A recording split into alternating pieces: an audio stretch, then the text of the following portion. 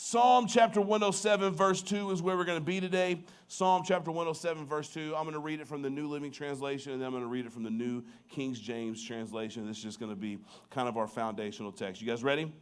Psalm 107, verse 2 says, "Has the Lord redeemed you?" Question mark. Has the Lord redeemed you? Then speak out.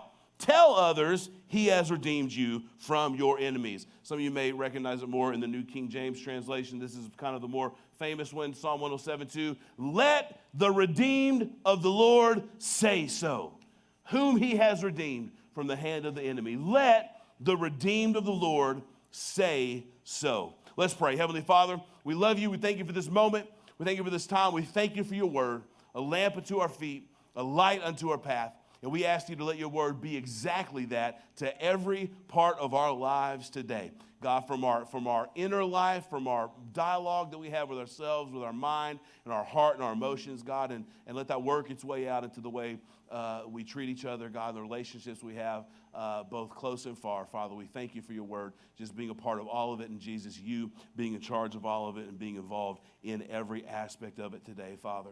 In Jesus' name, we pray. Would you put your hands on your belly somewhere, on your heart, on your chest, whatever. That's where your spirit is, somewhere inside there. That's part of your life that you feel, you think, you have an intuition. That's your spirit. That's where the word of God begins to grow as a seed, and that's where we want to ask the Holy Spirit to minister to from the inside out today. So we just pray this with me. At home, you can join us as well, and in the building. Pray this with me. Say, Jesus, speak to me today. Open up my eyes. Open up my ears. Let me see what you want me to see. Let me hear what you want me to hear, so I can do what you want me to do and be everything you've called me to be. In Jesus' name I pray. Amen. So the date was September 1st. The year was 2007. I can't believe that I'm telling you a story of my life that was almost 20 years ago now. That makes me feel incredibly old. And so anyway, so it was nearly 20 years ago, September the 1st, 2007. Some of you may know the date. You probably don't, but when I begin to tell it, some of you will recognize what I'm talking about. September the 1st, 2007. I believe it was the first, maybe the second week of the college football season. And I was a youth pastor. My wife and I were youth pastors at a church in Michigan. And part of what we did for a fundraiser, our church worked. We lived about an hour from Ann Arbor, Michigan, where the Michigan Wolverines play, the greatest college football team of all time. Thank you very much. And so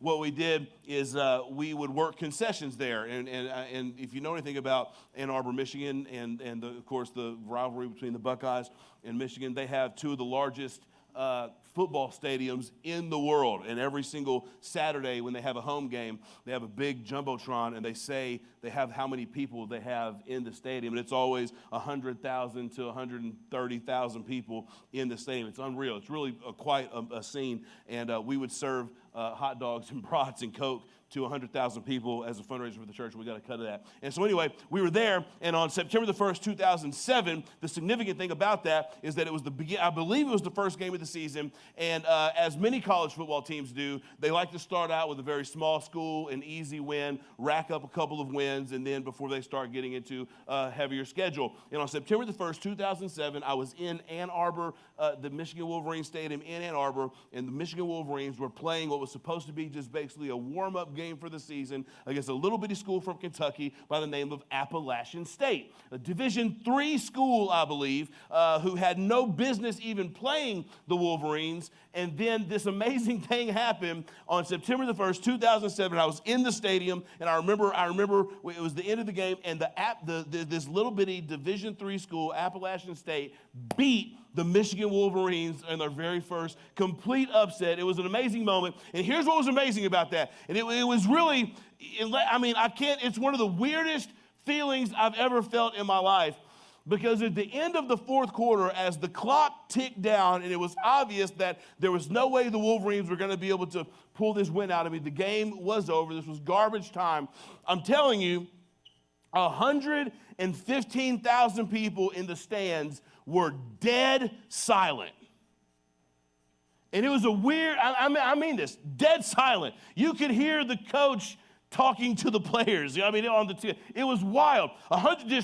Everyone stunned at the idea and just the shock that the great Michigan Wolverines, the college football powerhouse, was getting upset in the first game of the season by Appalachian State. It was unbelievable. And and one of my jobs, because I was kind of one of the managers of the thing, I got to take the money down to the count room. And it was one of these deals, like you would get escorted by the sheriff. Like a sheriff would come to each concession stand and escort 4 or 5 because you're carrying like $50,000 in cash down to the count room. And it was one of those moments where you walk through like a security tunnel. And this is an aside from the story, but I'm telling the story so I can do whatever I want. It was one of these, like I used to think, like, man, if I was going to rob this place, I wonder how I could pull it. You know what I mean? I was like, imagine. I was plotting a heist, and not in the back of my head, because I was like, there's like $1 million in cash in here. It'd be pretty wild. Anyway, I was like the town in Ben Affleck. You know what I mean? That's what I was doing. I was robbing okay, anyway. So I remember walking through the crowd as the game was over, and I was being escorted by the sheriffs, and I had this bag of cash, and I go to the count room, and I'm telling you, there was 110,000 people just kind of like, nobody knew what to say. Nobody was talking. But then, through the crowd, I could hear this little commotion. And I could hear some people screaming and exciting. I heard some high fives being slapped.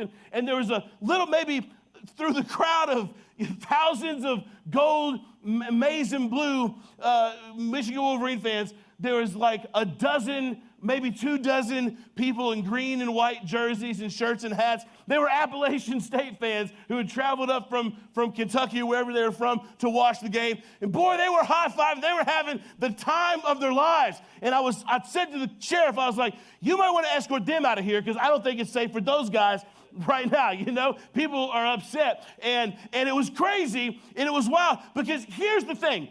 The reason that stadium was, and I don't know if you've ever heard, it's maybe the only time in my life that I've ever felt silence. Does that make sense?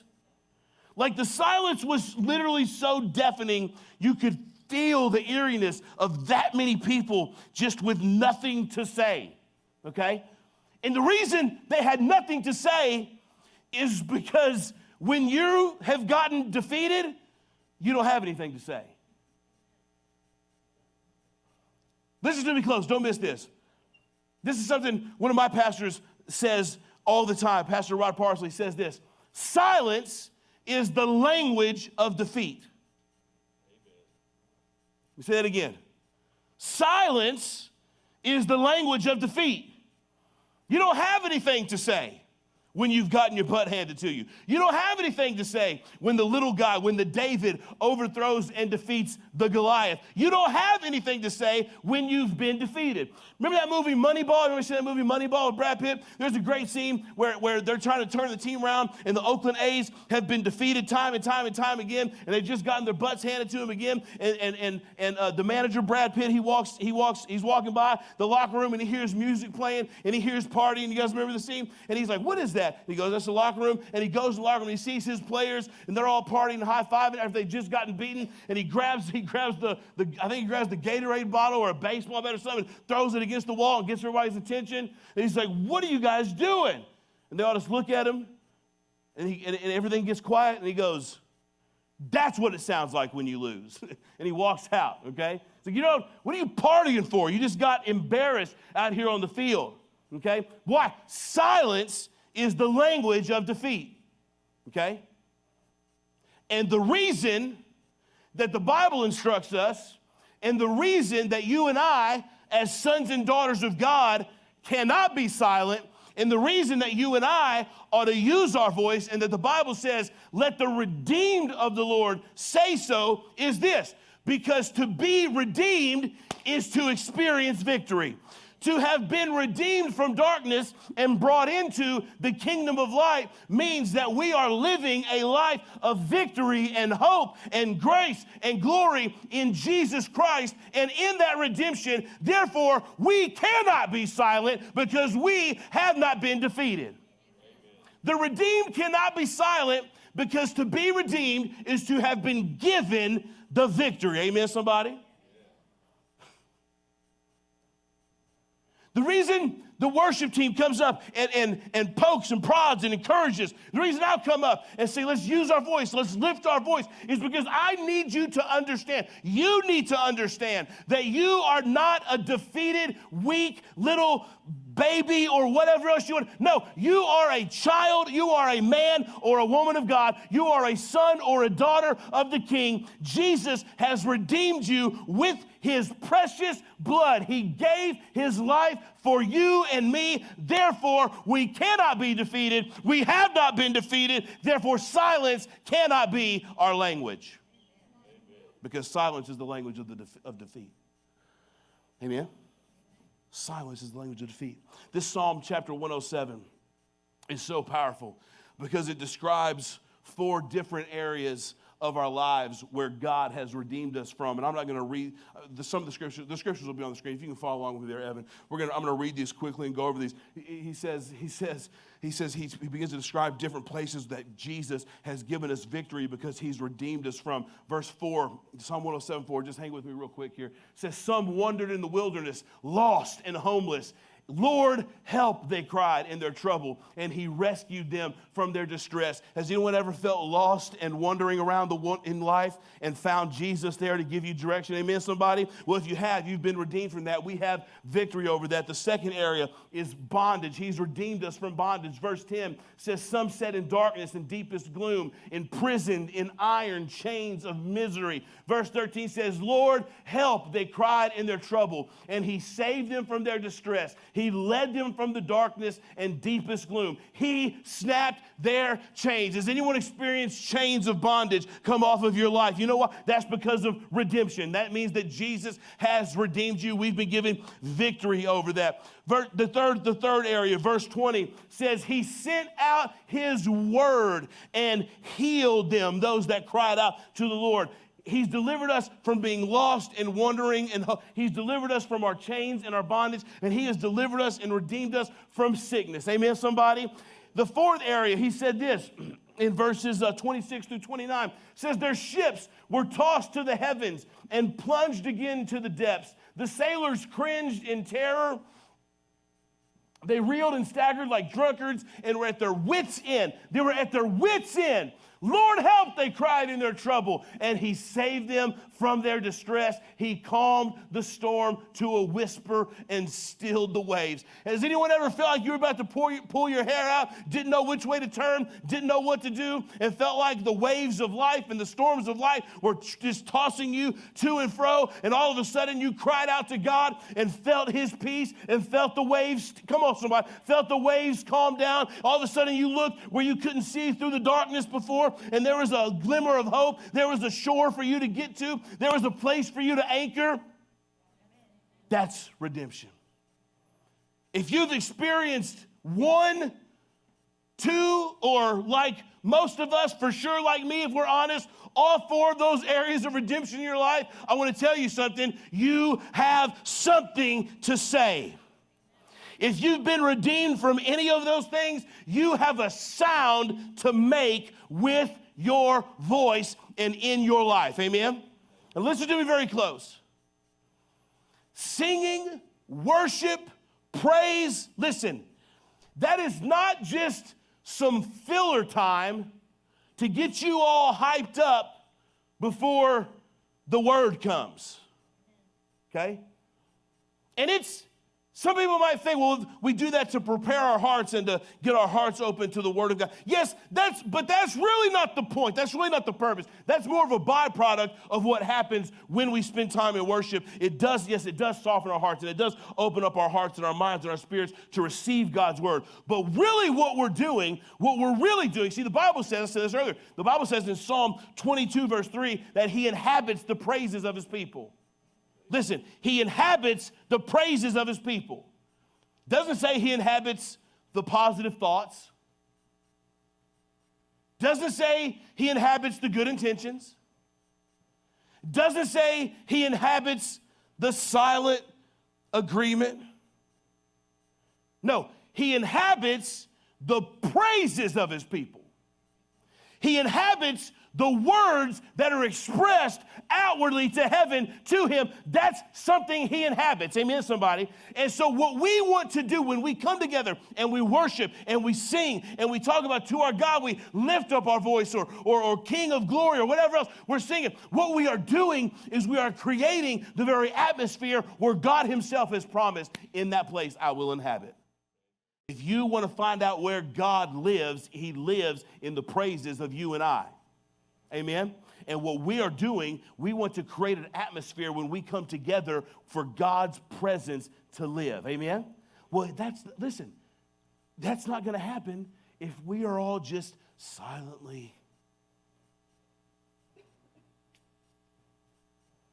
nodding along like we're listening to our favorite Spotify playlist or whatever else. No, it takes active participation on the part of the sons and daughters of God to create that space. Amen? You may say, well, who cares? Why does that matter? Why? Because it's his presence that brings freedom. It's his presence that brings joy. It's his presence that brings hope. It's his presence that brings peace. It's his presence that brings grace. It's his presence that draws men to himself. It's his presence that draws the lost back to the Father. It's his presence that draws the backslidden back to the Father. It's his presence. Come on, somebody. It's his presence. But here's the deal. The key to his presence exists right here with our tongue, with our worship, with our praise, with the redeemed saying so. Again, doesn't say let the redeemed think so, let the redeemed wish so, let the redeemed hope so. No, let the redeemed say so. Speak with your voice. And there are three places I want to encourage us to make our sound known. Okay, to make our sound known. God bless. There are some believers, I know nobody in Red Life Church because y'all are crazy people, but there's some believers and some people that go through life afraid of their own voice. For whatever reason, maybe you've been shut down before. Maybe people have spoken words over you. You've tried to speak up and people have tried to shut you down or whatever else or build a voice. There's all kinds of number and manner of reasons. But what I'm telling you is it doesn't matter what the reason, whether real or imagined. It doesn't matter how big the hurdle is. Listen to me. As a son or daughter of God, there is power. As one of those who have been redeemed, there is power to be unleashed that only comes through you and I raising our voices. And let me be very clear. I don't mean raising our voices by drawing picket signs and going and protest marches and anything. I mean using our voice to declare God's word into our lives, over our situations, giving God praise, lifting up his name greater than our name or any other name, and providing a place for him to dwell. Amen, somebody. But it's with our voice. It's with our voice. There are three places we need to make our sound. Three places that you need to make your sound. The first place, and maybe the most important place, is I need to make that sound to myself. Let me say it this way. Three places where the redeemed need to say so. The first one, I need to say so to myself. Amen? Listen, the reason we get afraid of our voice or we don't lift up our voice, oftentimes I think could be because we know ourselves, we know our hidden thoughts, we know our lives, we know every area where we failed and fallen short, we know every area where we are unworthy and undeserving, and oftentimes I may look in the mirror and I may think of myself, man, how can I call myself the redeemed?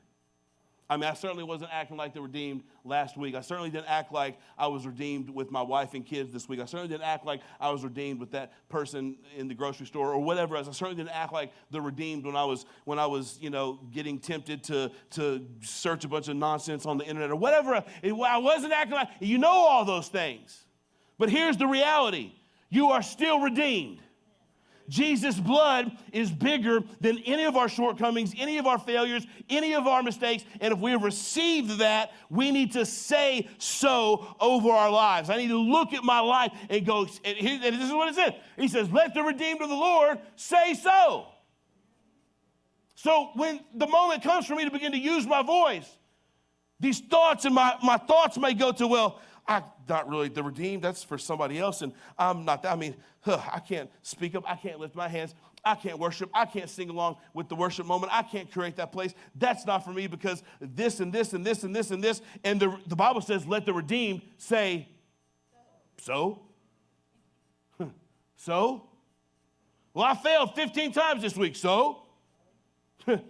Did your failure somehow, are we really that prideful and arrogant that we somehow think our failure is bigger than Jesus' sacrifice on the cross?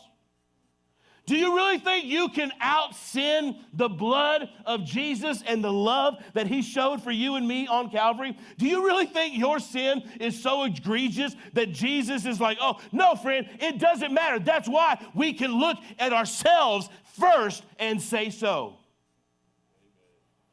Have you messed up? Absolutely. So, Jesus still died for me. Do you have issues that you're trying to work out and get better? Absolutely. That's okay. So, Jesus loved me knowing full well who I was, where I was. Amen, somebody. You got to look at yourself first of all. Make that sound to yourself. Every Sunday morning you come in here, worship team starts. We start to play, and all of a sudden, I know the conversation. Oh, man, I don't feel good. I stayed up too late last night. It's been a rough week. I'm just going to sit back here, sip my coffee, and just really enjoy the show today and just kind of be a non-active participant. And what you need to do in those moments is to yourself say, so? Let the redeemed of the Lord say so. Well, I don't really feel good. So?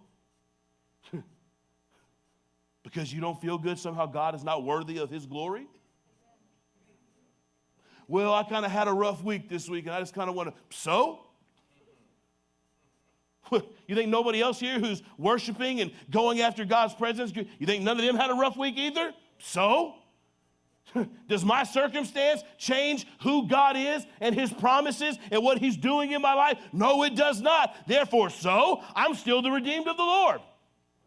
And I have something to say, and I need to use that voice. Amen. Say so.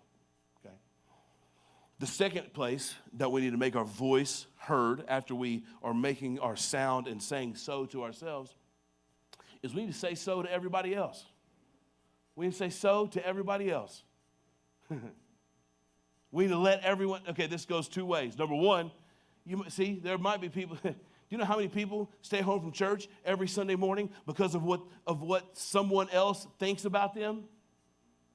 Well, I used to go to church, but you know. And can I just say this about that? Can I just say this about that? Can I just say this about that? I'm going to say it anyway, so just get on board, okay? Okay. I just talked to the people online. This is for the people online today. This one right here. Listen. 99% of the time, what you imagine someone else is judging you or thinking something about you, 99% of the time, that's all imagined in your own mind. What's happening is you are condemning yourself, and often you are then projecting what you think about yourself. You're hearing that come through other people. So because you walk in the door feeling condemned and feeling bad and feeling shameful about something, because you walk in the door feeling that, you're feeling that in you. And so when someone looks at you sideways that you perceive that they did, you think, oh, they know, and they're judging me. Are there moments in church where Christians have been judgmental? Of course. Is church hurt a real thing? Absolutely. It really does happen. It really is shameful, and it really is hurtful. But a lot of it as well is the feeling I have about myself. I'm projecting it through you. Because it's much easier for me to keep everyone at arm's length, and then it's much easier for me to have an excuse to run out the door rather than stay and deal with the stuff and let God change me from the inside out. Amen? And so, well, what is the answer? Whether it's true or not, whether it's imagined or not, if you think, or maybe even you know, that people are judging you, thinking things about you, saying this about you, you know what the redeemed of the Lord do? They say, so? So? So, hey, go and think what you want to think. Yeah, I did. I made some real big mistakes. So, Jesus, again, all the same things I'm applying to myself and saying so to myself, I can also apply that and say so to others. Amen, somebody? Yeah, you saw you saw me flipping out on my kids in the parking lot at the grocery store. You didn't see that I told them 15 times that I wasn't getting the cereal that they wanted, and they kept on, and I warned them, and I said, you're gonna get it if you don't shut up. And I know no parents but me have ever been in that situation before. I know you guys are all wonderful, but you saw me. Amen. Okay. Once I started having kids, I got real careful about my judgment of parents in public. You know what I mean? Because I'm only seeing the parent finally flip out. Now I know that there was probably 50,000 other little moments that happened throughout the day that they're finally like, shut up! Okay? And it's wrong. You shouldn't do that. But I have compassion. Yeah, you saw that. You saw me at my worst. You saw me at my lowest. You saw me at my least guarded. You saw me when you saw me you saw me. You didn't see. You saw me on the last straw. You saw me on the last hair of the camel's back. You didn't see all the ones that piled on before that. And yes, you saw that. And yes, I snapped. And yes, I know I shouldn't have. And yes, I know I was wrong. And yes, I've asked God to forgive me. And yes, I feel like I probably shouldn't even get in on a platform or come into a church worship service or serve or do whatever the thing is. But I'm the redeemed of the Lord. So, amen. Not only should we say that in a way that doesn't cause us to not worship anymore and use our voice, we should also be using that voice to let others know that there is redemption, there is grace, there is hope, there is mercy, there is love, there is compassion, there is God's presence, there is healing, there is hope, there is all of those things promised in the redemption of God. We should be saying that to others with our life, with our words, with our worship. Amen?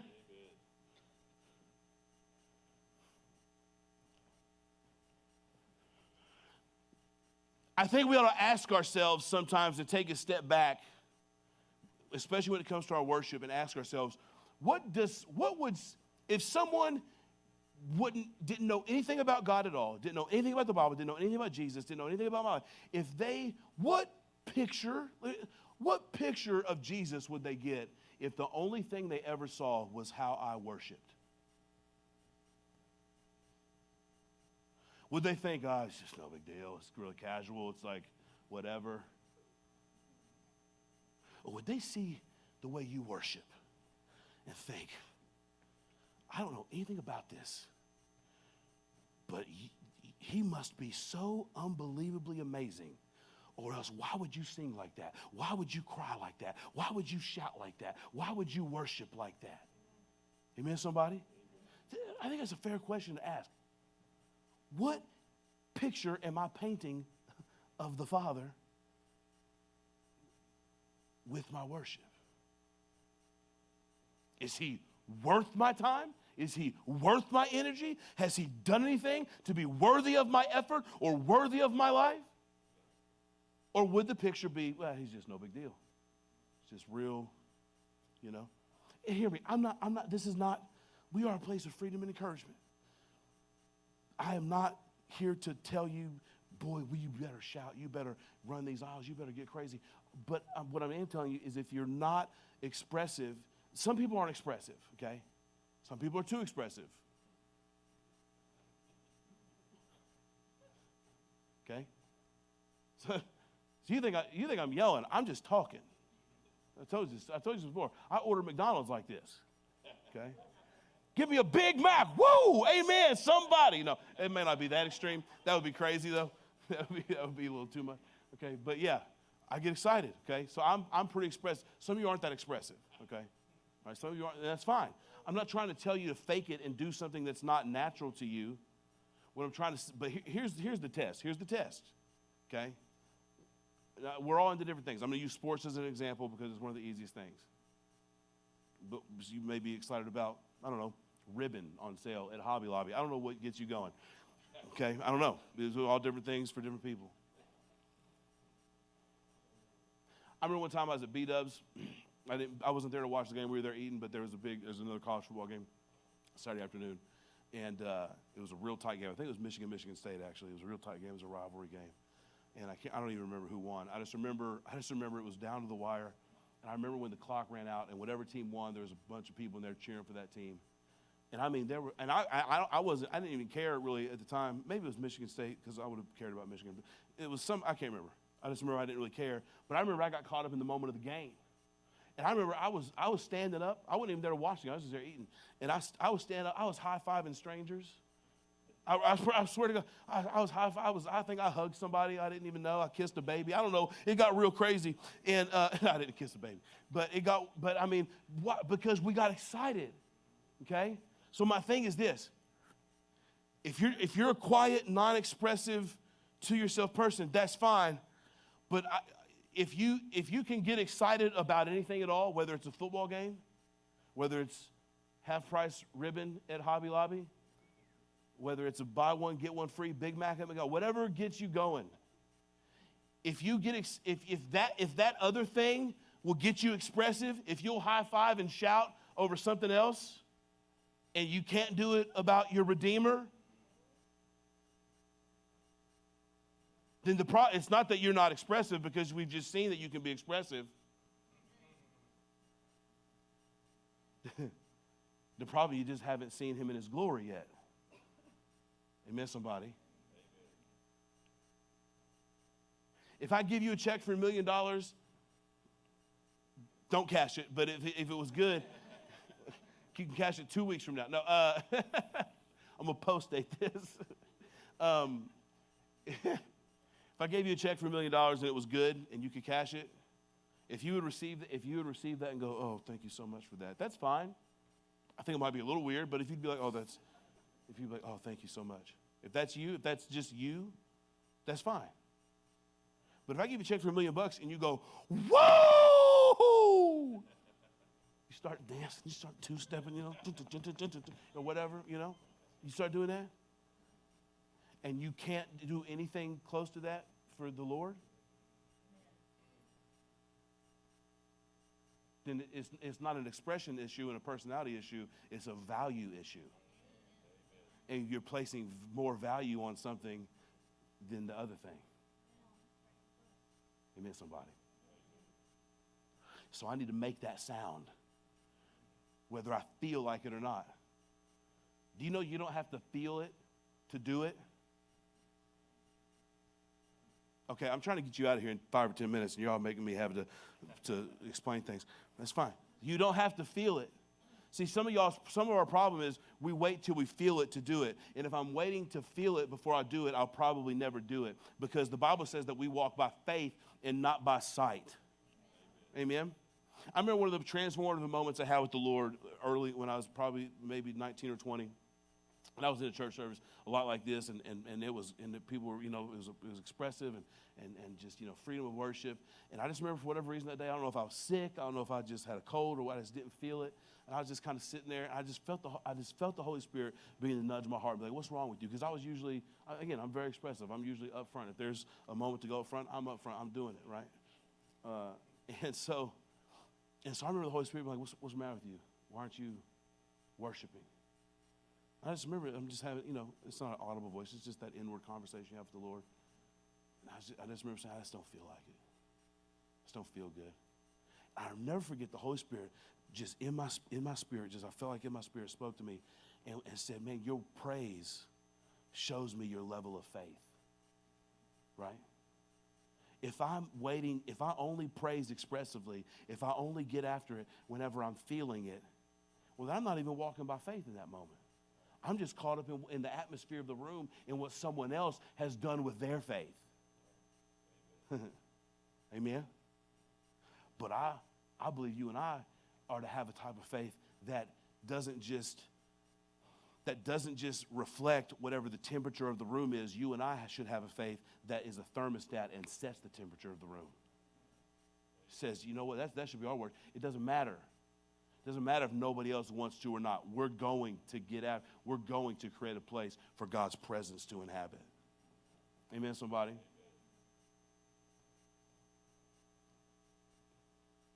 What message am I saying about my God and my King and my Redeemer to others through the sound that I make as the redeemed?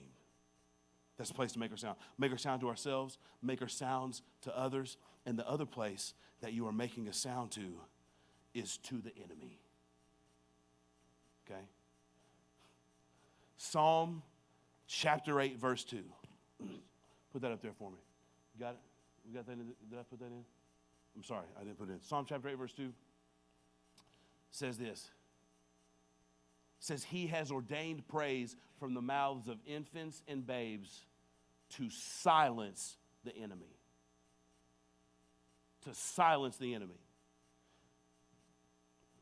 Sometimes we have a voice in our own head that's saying this, that, this, that, this, that. And a lot of times that voice is probably rooted in some sort of lie of the enemy, whether directly or indirectly, saying you're this, you're that, you're this, you're that. You're defeated, you're bound, you're broken, you're blah, blah, blah, blah, blah, blah, blah. And as the redeemed, we should be saying so Jesus has redeemed me from all of those things. And here's what you need to understand. Sometimes, and I get it, I know that voice can be so loud, you're never going to make it. You're never going to get through it. Nothing's ever going to change. It's never going to break. You're never going to find freedom. You're never going to find provision. You're never going to find that thing or whatever. You're never going to be able to break. That is all a lie from the pit of hell. And every single one of us, if we're honest, will probably be able to raise our hand and say we've experienced that in some level of our lives, okay? And sometimes that voice can be so loud, and we can be so inundated and so bombarded from other places and from other voices that's mimicking that in background, that we can hear that voice louder than any other thing. And that's why it's important to come. That's why, man, listen, that's why we got to come together in church. We got to get together in life groups. We got to take advantage of those opportunities, because there's all this other voice telling us lies from the world and telling us things opposite from the kingdom of God. And we got to get into a place where we can silence all that for a little bit and let God's voice shine through and speak to us. Amen? And so here's what the Bible says. The Bible says that praise the redeemed of the Lord, saying so, speaking of his goodness, has the power and the ability to literally silence your foe and cause your enemy to shut his mouth. And I don't know why it works. The only explanation I can come up with is that it probably has something to do with, that, y'all all look super cool in here. I got teased once in a while when I was growing up, You ever had somebody start roasting you, and it just keeps going until you. But here's the thing: if it shows, if it bothers you and you're getting upset, most people are going to just keep going. If I see that what I'm saying is bothering you, I will probably just keep pressing that button. Right? But when you flip it on me and you begin to go, yeah, you're right, I am whatever the thing is. Oh, yeah, and you begin to laugh along with, all of a sudden, it takes some of the fun out of it for me if you're not upset, if you're having part of the fun. I think it's how it works. That's why I pray. When the enemy is throwing every lie, every tactic, every obstacle, everything in your way, and giving you every reason to quit and every reason to give up and every reason to sit there week after week, day after day, and not read your Bible and not pray and not worship, and on Sunday morning you have every reason going on throughout the week that you should not give any glory to God at all, and yet you stand there anyway and still decide, to our God we lift up one voice. I know all hell's breaking out around my life somewhere, but to my God I lift up one song. And the enemy's just throwing thoughts and throwing temptations, throwing reasons, and singing hallelujah. You can just stand there When sometimes your world falling apart and no reason that anyone could ever see to praise except you just know that you're redeemed. You know that Jesus is real. You know that he has saved you from the pit. You know that he has transferred you from the kingdom of darkness into the kingdom. You know those things, and maybe the only thing proving any of it is just holding on to the promise of the word of God sometimes because all hell is breaking out around you and you're still there going, hallelujah, hallelujah. The enemy's like, I'm doing everything I can. Doesn't have nothing else to say. I've reminded them of every single failure they've ever done in their life. And you still make his praise glorious. Eventually, there's nothing else to say. It silences the enemy. Amen, somebody? Well, listen, this is so powerful. Romans 15:6. The Apostle Paul wrote, he says, then all of you can join together with one voice, giving praise and glory to God, the Father of our Lord Jesus Christ. Even in the New Testament, Paul is saying, when you come together, you are to lift up one voice and give praise and honor and glory to God. Here's what's really interesting there. That word voice there in the original Greek language has two meanings. It, yes, means our voice, what we vocally say, the sounds that audibly come out of our mouth. But that word voice also is translated into double-edged sword. Somebody should have been running around the room and shouting on that. Say it again. The Bible says that our voice, and even beyond just our voice individually, but when we come together and we begin to praise and we begin to sing hallelujah and we begin to set up that atmosphere of worship, he says when you come together, that voice is a sharp sword, a double-edged sword. It is not just a defensive posture. He says it is a weapon that the Spirit of God will get a hold of and use to tear down the walls and cut through all of the noise and all of the silence of the enemy. Listen, the reason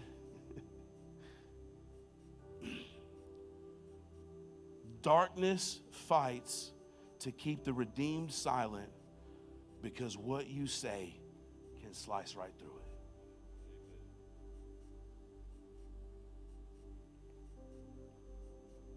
The reason you begin to sweat and get nervous when you begin to come into an atmosphere of worship and you begin to have to decision is because the enemy knows that when the people of God begin to lift up their voice and begin to praise and begin to give glory to God and begin to create that, there is nothing he can do.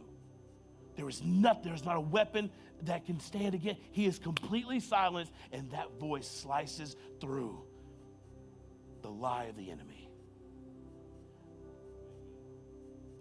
And the only time it doesn't do it is when the redeemed stay silent. It's when the redeemed stay silent. And the lies of the enemy are silenced when the redeemed say so. Say so.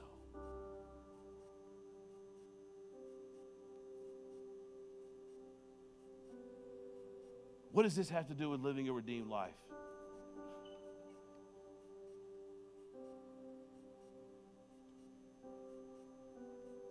Part of living the redeemed life is making a sound of redemption with that life. And that sound, that language, is worship, it's glory, it's honor to God. And it may come out in different ways. We've all been gifted, we can all do different things with it. But it's got to come out. It's got to come out. It's got to come out. It's got to come out. It's got to come out. It's got to come out. The sound of redemption has to come out from the people of God. It has to come out from the redeemed. And it can only come out from the redeemed. The world can't make the sound of redemption. Only the redeemed can release the sound of redemption.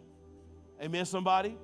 Only the redeemed. Well, what's going to happen when the redeemed are too beaten down, too defeated, or too whatever, and continue to stay silent? You think Disney's making the sound of the redeemed? Are we waiting for the Democrats or the Republicans to make the sound of the redeemed? You think Hollywood is making? You think Taylor Swift is making the sound of the redeemed? I'm not hating on Taylor Swift. I'm saying she's making the sound. It's not the sound of the redeemed. It doesn't have any power to break the curse and the yoke of the enemy.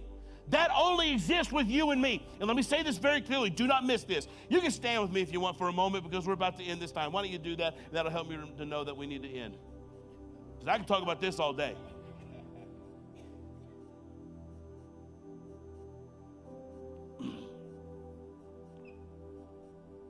Let me tell you this. When we talk about releasing this sound, I want everyone to hear me on Facebook, and I want everyone to hear me in this room, everyone that's ever, listen. When we talk about this sound we're making, it is not the responsibility of the people on the platform to make that sound for you. It is on us, platform and pew, or whatever you want to call it. It's on, because we're all the same family. It is on all of us to make that sound, to release that sound, to lift up our voice, and to create that space for the presence of God to inhabit, where the enemy is silenced and where our praise becomes a weapon. Amen? This is beyond whether or not you like the song. It doesn't even matter, and I'm not saying they don't. It doesn't matter if the praise team is doing a good job or not. Doesn't matter if they're singing off key or in rhythm or in time. Doesn't matter if they're singing your favorite song or a song that you don't care for at all. Doesn't matter if they're singing a hymn or the latest thing from Elevation or Maverick City or whatever else on the radio. Doesn't matter if they're singing something from the 1980s charismatic movement or the Vineyard Church. Doesn't matter if it's slow, fast, medium. Doesn't matter if the lights are up, lights are, none of that matters.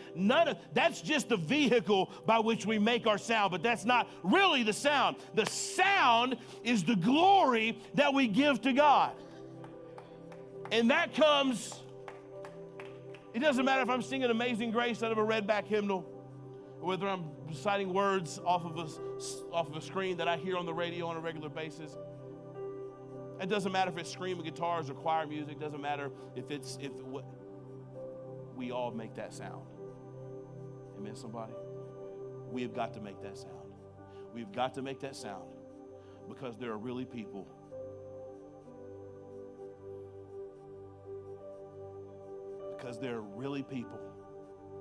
who live life week to week, day to day, moment to moment, in bondage, in chains, on their way to hell, and think that there's no way out, and that there's no grace, and there's no redemption, and they have to hear a different sound. They have to hear a different sound. And the family of God, we are the only one. I don't just mean we, this church. I mean the people. We're the only people that can make that different sound. And if we stay silent, no one else is going to. Amen. Can we commit to God and to one another that we will make that sound today? Can we do that, church family? Can we do that, church family? Can we do that, church family? Are you redeemed in this house? Come on, somebody say, are you redeemed? Say so. Come on, just take a minute right now. Come on, that's it right there. That's it right there. Come on. Take a moment. Use your voice. I don't care. I don't care if it's just but a whisper. Use your voice. Say so. I am redeemed. I have a sound to make. In Jesus' name. Heavenly Father, we declare in the name of Jesus, we will say so to everything, every moment, whether imagined or real, whether from within or without. We, the redeemed of the Lord, will say so to everything trying to keep us silent in the name of Jesus. God, we will say so every Sunday morning. We will say so every time we come together, whether it's for a life group or a big corporate gathering or whether somewhere. We will say so. We will take seriously the responsibility to be the redeemed and to release the sound of the redeemed redeemed in Jesus' name. I curse, rebuke, and break every lie from the pit of hell, keeping your sons and daughters of God silent right now in the name of Jesus. And I declare over your life right now that you have a redemption sound to release, and release it in Jesus' name. I pray. If you believe that and receive that, say amen in this house in the name of Jesus. Hallelujah. Glory to God. Glory to God.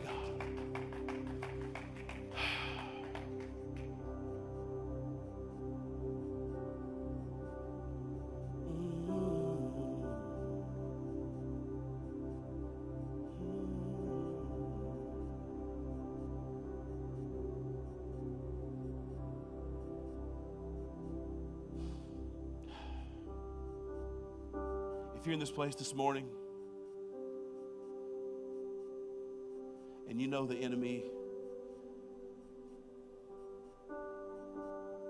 has been keeping you silent and you want that to be broken off of you, I want you to get out of your seat and come to this altar right now. I believe the Holy Spirit's going to break something free in your life right now. Don't wait. Move. Come on. I know that's for somebody because that wasn't planned. If there's been an area where you have been kept silent, let that thing be broken. I'm going to wait for just a moment.